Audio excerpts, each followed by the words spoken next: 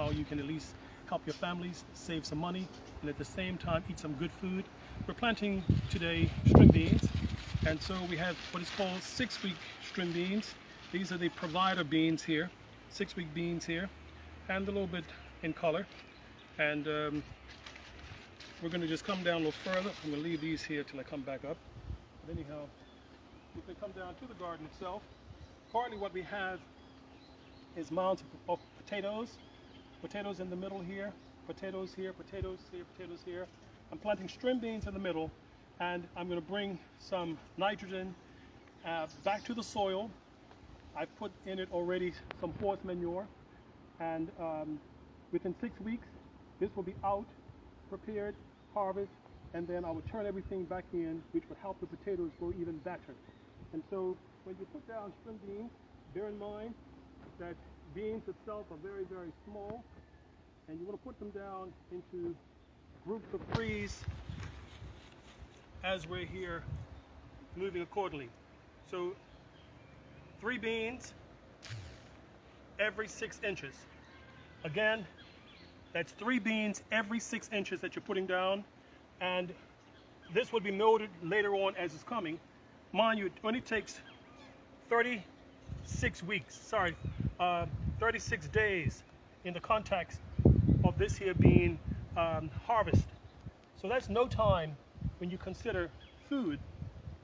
Within the next 36 days, you would have some food on your table. Use this here with some rice, potatoes, whatever you want to use as a starch. This will go well. And mind you, beans are very, very high in protein, so you wouldn't need to use any form of meat if you're eating just beans alone. They bear their own value within it. So again, every 6 inches, 3 beans. And if 4 slips inside there, don't be so much worried about that. Again, it's the principle. And then we just turn everything in. Notice what I'm using. I'm using my hand to push or pull the soil over. And we're avoiding these mounds here which have potatoes in it. These mounds here have potatoes.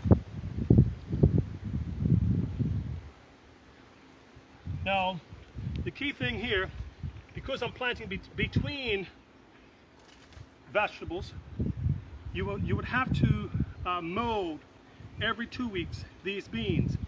In order to do that proper, I would not pull the soil from the potato mounds. What I would do is I would bring in manure, but a different type of manure that is not going to be able to burn the plant itself directly. And I would mold it with that. Keep molding it at least for the first 28 days. So 2 weeks after planting it, you're molding it. On the 4th week, you're making the next mold, which is the second mold. Molding means bringing the soil up or taking some other soil to bring it up. And then thereafter, on the last 2 weeks, you don't mold at all.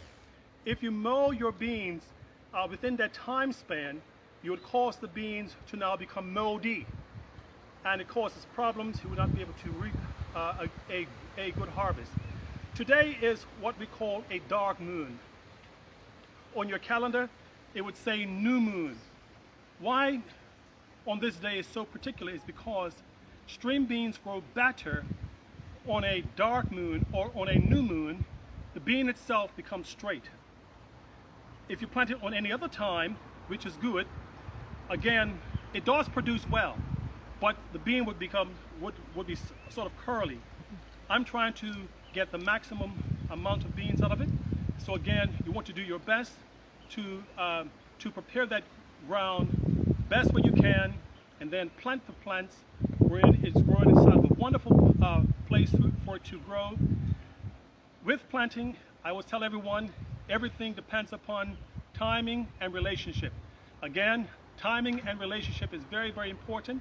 The timing of putting it down, the seed, the relationship is the seed to the soil, which also connects with the God who created the soil. Are you with me? Yes, so again, we must always depend upon these ingredients, who of which God sends the water, He sends the sun, He gives us good breeze, gives us good temperature. All of these things help to produce a good crop. Again, you've been tuning in to a simple way of growing your own food. Today's lesson is dealing with planting string beans. Join us again next time with Grow, Eat, and Save. I'm Chaplain Kevin Santucci. Have a wonderful day and a good growing season.